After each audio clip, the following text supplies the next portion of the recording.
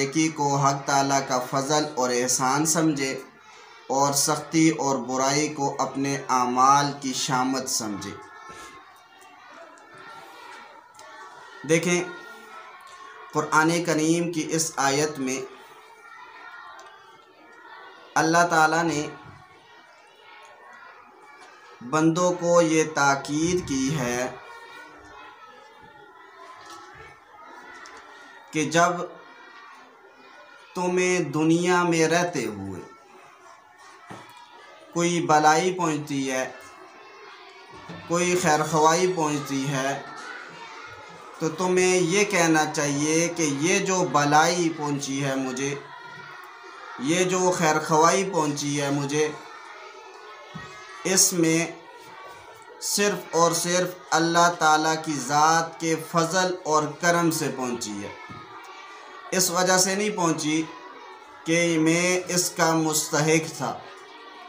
हम तो मुस्तहिक है ही नहीं। जब मुस्तहिक नहीं है तो इससे पता चलता है कि ये जो हमें भलाई पहुंची है, ये जो खैर ख्वाही हमें पहुंची है, तो ये अल्लाह ताला के फ़ज़ल व करम से हमें पहुंची है। और इसी तरीके से अगर किसी शख्स को, किसी मर्द को, किसी औरत को कोई बुराई पहुंचती है, कोई तकलीफ़ पहुंचती है, कोई मुसीबत पहुंचती है, तो उसमें उसको चाहिए कि वो अपने नफ्स को ख़ुद मुलामत करे। ये कहे कि मेरे आमाल की वजह से ये मुझे मुसीबत पहुंची है, क्योंकि मेरे आमाल ठीक नहीं थे, इस वजह से ये मुझे मुसीबत पहुंची है। ये नहीं कहना चाहिए कि नहीं, ये तो अल्लाह ताला ने मुझे लाजमी दे के रहना था, तो इस वजह से ये मुझे तकलीफ़ पहुंच रही है। तो इस वजह से इस आयत में इस बात की ताकीद की गई है। हदीस मुबारक के अंदर आता है, अगर कोई शख्स नेकी का काम करता है तो उसका जो दिल है वो नूर ईमान से मुनव्वर हो जाता है। अगर कोई शख्स ऐसा है कि बुराई का कोई काम करता है तो उसके दिल में एक स्याह नुक्ता लग जाता है, जिसकी वजह से अगर वो शख्स तौबा नहीं करता तो वो नुक्ते लगते लगते उसका दिल जो है वो बिल्कुल स्याह कर दिया जाता है। और अगर वो शख्स ऐसा है कि गुनाह किया है, फिर उसके बाद उसे अपने गुनाह पर नदामत हो गई और उसकी वजह से उसने फिर अल्लाह ताला से माफ़ी मांगी कि आइंदा मैं ये गुनाह नहीं करूँगा, तो अल्लाह ताला उसके दिल को पहली हालत की तरफ बदल देते हैं। जैसे पहले मुनव्वर था ऐसे ही मुनव्वर फरमा देते हैं। तो इस वजह से हमें नेकी का काम करना चाहिए और बुराई के कामों से इज्तिनाब करना चाहिए। तो इसके अंदर इसी की ताकीद है। नंबर 2 चीज़, हदीस मुबारक सही बुखारी जिल्द 2 के अंदर ये रिवायत मौजूद है। हज़रत अब्दुल्ला बिन मसूद रज़ी अल्लाह ताला अन्हु रावी हैं, फरमाते हैं अल्लाह के नबी सल्लल्लाहु अलैहि वसल्लम ने फरमाया, अलमरउ मअ मन अहब्बा, कि आदमी उसी के साथ होगा जिससे उसने मोहब्बत की है। देखें, इंसान अगर अच्छे लोगों से मोहब्बत करेगा तो कल क़यामत वाले दिन वो अच्छे लोगों के साथ ही उठाया जाएगा। इंसान बुरे लोगों से मोहब्बत करेगा तो बुरे लोगों के साथ उठाया जाएगा। इसी तरीके से अगर इंसान अच्छे लोगों की सोहबत में रहता है तो जिसकी वजह से उनकी सोहबत का असर इस पे पड़ता है, ये भी उन अच्छे लोगों की तरह नेक और सालिह बन जाता है।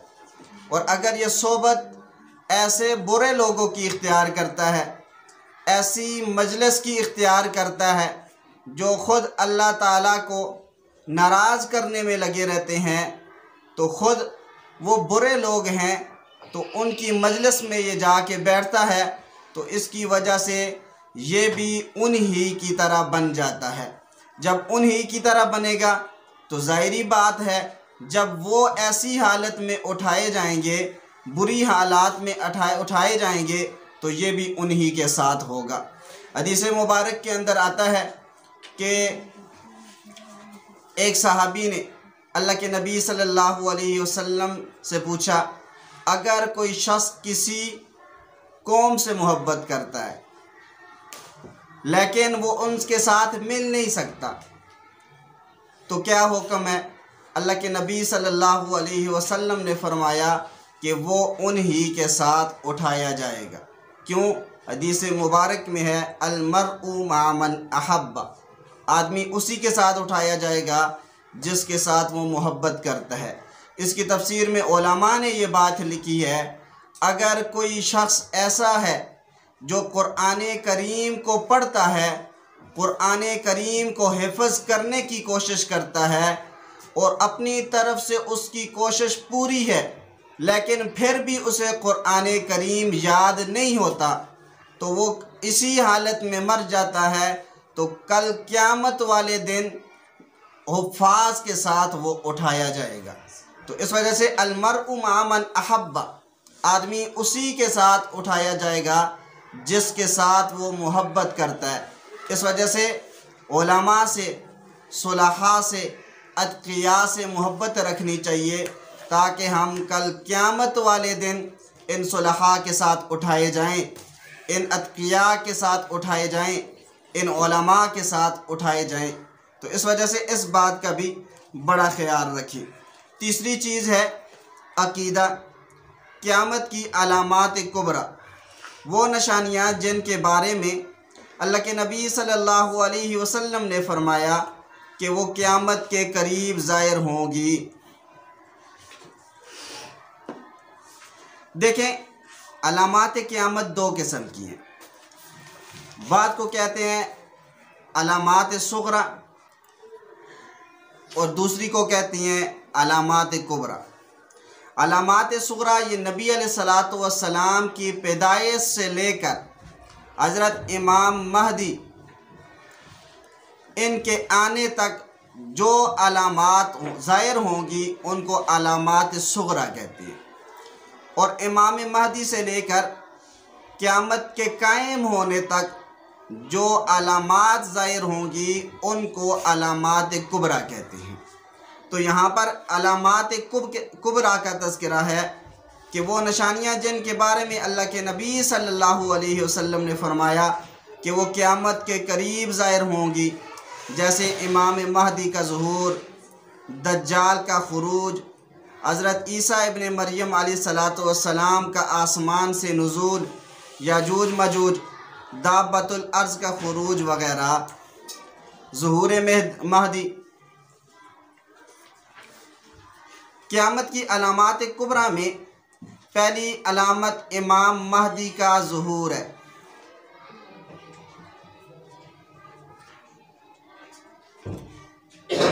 क़यामत की अलामात कुबरा में पहली अलामत इमाम महदी की पैदाइश होगी। महदी लुगत में हर हिदायत याफ्ता को कहते हैं। लुग़वी माना के लिहाज से हर उस आलिम को जिसका इल्म सही हो महदी कहा जा सकता है, बल्कि हर सच्चे और पक्के मुसलमान को भी महदी कहा जा सकता है। लेकिन जिस महदी मऊद का ज़िक्र अहादीस में आया है और अल्लाह के नबी सल्लल्लाहु अलैहि वसल्लम ने आखिर ज़माना में इनकी आमद की ख़बर दी है, इससे मुराद एक ख़ास शख्स हैं जो हज़रत फ़ातिमा रज़ी अल्लाह ताला अन्हा की औलाद में से होंगे। इनका नाम मोहम्मद होगा, इनके वालिद का नाम अब्दुल्ला होगा। सीरत में रसूलुल्लाह सल्लल्लाहु अलैहि वसल्लम के मुशाबे होंगे, मदीना के रहने वाले होंगे। मक्का में इनका ज़ुहूर होगा। शाम और इराक़ के औलिया और अब्दाल इनके हाथ पर बैत करेंगे।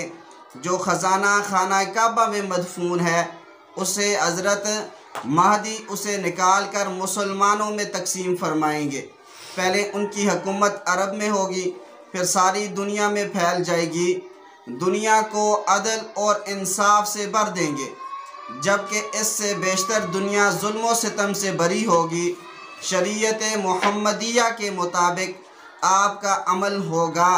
इमाम महदी के ज़माने में दज्जाल निकलेगा और इन्हीं के ज़माना बादशाहत में हज़रत ईसा अलैहिस्सलातु वस्सलाम आसमान से जामा मस्जिद दमिश्क के मशरक़ी किनारे पर फजर की नमाज के करीब नाज़िल होंगे और इमाम महदी के पीछे नमाज अदा फरमाएंगे।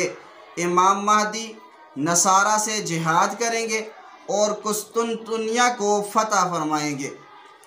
देखें यहाँ पे है ज़ुहूर इमाम महदी। दो चीज़ें हैं, एक है ज़ुहूर इमाम महदी और एक है आमद इमाम महदी। आमद और ज़ुहूर में फ़र्क है। आमद कहते हैं किसी शख्स का पैदा होना, ये आमद है, और इसी तरीके से ज़ुहूर कहते हैं वो शख्स पैदा तो पहले से हो लेकिन वो ज़ुहूर उसका ज़ाहिर होना उसका बाद में हो। तो इमाम महदी के मुतालिक हमारा जो अकीदा व नज़रिया है वो आमद महदी का है, ज़ुहूर महदी का नहीं है। तो इस वजह से ये बात भी आप ज़हन नशीं फरमा लें। चौथी चीज़ है ज़कात। चौथी चीज़ है मसला ज़कात के बक़िया अहकाम। ज़कात के मसारिफ़, फ़ुक़रा, फ़कीर उसको कहते हैं जिसके पास कुछ भी ना हो। मसाकीन, मिस्कीन उस शख्स को कहते हैं, उस अल्लाह के बंदे को कहते हैं जिसके पास कुछ तो हो लेकिन ज़रूरत से कम हो, उसकी जो ज़रूरियात हैं उससे वो पूरी ना हो सकती हों। नंबर 3, आमिलीन ज़कात। इस्लामी हुकूमत की तरफ से ज़कात वसूल करने पर मुकर्रर एहलकार, इनको आमिलीन ज़कात कहते हैं। नंबर 4, मुअल्लिफ़तुल क़ुलूब। नो मुस्लिम जिनकी दिलजोई के लिए उन्हें ज़कात दी जा सकती थी, लेकिन अब ये मसरफ़ बाकी नहीं रहा, उनको पैसे दिए जाते थे जिसकी वजह से उनके दिल में मोहब्बत आती थी इस्लाम की, तो जिसकी वजह से वो फिर मुसलमान हो जाते थे, लेकिन अब ये मसरफ़ बाकी नहीं रहा है। नंबर 5, गारिमीन। ऐसे मक़रूज़ लोग जिनके तमाम असासे इनके कर्ज़ों की अदायगी के लिए नाकाफ़ी हों, या अगर ये लोग अपने असासों से कर्ज़ अदा करें तो नसाब के बक़दर इनके पास माल बाकी ना रहे। नंबर 6, फ़क रिक़ाब। ग़ुलामों को आज़ादी दिलाने के लिए, पहले यूँ होता था, ये किसी ग़ुलाम के आका को देकर उसके जो ग़ुलाम होते थे उनको आज़ाद करवा दिया जाता था, तो इस वजह से। नंबर 7, फ़ी सबीलिल्लाह। जिहाद पर जाने वालों के साजो सामान की तैयारी में। नंबर 8, इब्न सबील। इब्न सबील से मुराद मुसाफिर हैं, यानी वो शख्स जिसके पास अगरचे अपने वतन में निसाब के बक़दर माल तो मौजूद है लेकिन सफ़र में इसके पास इतनी रकम ना हो जिससे वो सफ़र की ज़रूरियात पूरी करके वतन वापस जा सके। ज़कात की अदायगी की शराइत। नंबर 1, ज़कात का फ़कीर को मालिक बनाना है। नंबर 2, ज़कात मुस्तहिक को देनी है। नंबर 3, ज़कात देते वक्त ज़कात की नीयत करना ये भी ज़रूरी है। जिनको ज़कात देना जायज़ नहीं। ज़कात की रकम हज़रत नबी करीम सल्लल्लाहु अलैहि वसल्लम के ख़ानदान के लिए हलाल नहीं है। आपके ख़ानदान से मुराद आले अली, आले अकील, आले जाफ़र, आले अब्बास और आले हारिस बिन अब्दुल मुत्तलिब रज़ी अल्लाह ताला अन्हुम। जो शख्स मज़कूरा 5 बुज़ुर्गों की नस्ल से हो इसे ज़कात नहीं दे सकते। इनकी मदद किसी और ज़रिए से करनी चाहिए, ज़कात इनको नहीं देनी चाहिए। नंबर 2, काफ़िर को ज़कात देना ये भी बिल्कुल जायज़ नहीं। नंबर 3, ऐसी NGOs और इदारे जो शरई हुदूद का लिहाज नहीं करते इन्हें ज़कात देना जायज़ नहीं, बल्कि यहाँ पर तो ऐसी NGOs में से कोई भी ऐसी नहीं है जो शरई हुदूद का लिहाज करती हो, तो लिहाजा इनको ज़कात देना बिल्कुल जायज़ नहीं है। नंबर 4, शोहर और बीवी एक दूसरे को ज़कात नहीं दे सकते। ये नहीं कि शोहर पे ज़कात आई वो बीवी को मालिक बना दे और बीवी पे ज़कात आई तो शोहर को मालिक बना दे। ये ऐसे ही है जैसे एक जेब से निकाल के दूसरे जेब में डाल दिए। तो इस वजह से शोहर बीवी को और बीवी शोहर को ज़कात नहीं दे सकते। नंबर 5, अपने अबाओ अजदाद यानी माँ बाप, दादा दादी, नाना नानी वगैरह और अपनी आले औलाद यानी बेटा बेटी, पोता पोती, नवासा नवासी वगैरह को ज़कात देना जायज़ नहीं है। इनके अलावा बाकी जो मुस्तहिक रिश्तेदारों को आप ज़कात दे सकती हैं। नंबर 6, मस्जिद में ज़कात की रकम नहीं दे सकते, इस वजह से मस्जिद के अंदर भी ज़कात की रकम नहीं लगती है। नंबर 5, आखिरी जो चीज़ है वो दुआ है, दर्द से नजात के लिए दुआ। दर्द वाली जगह पर हाथ रख कर 3 मरतबा बिस्मिल्लाह पढ़ें और 7 मरतबा ये दुआ पढ़ें, आऊज़ु बिल्लाहि व कुदरतिही मिन शर्रि मा अजिदु व उहाज़िरु। सही मुस्लिम जिल्द 2 के अंदर है ये। तर्जुमा, मैं अल्लाह ताला और इसकी कुदरत की बिना में पनाह में आती हूँ और इस दर्द के शर से जो मुझे महसूस हो रहा है और जिससे मैं डरती हूँ।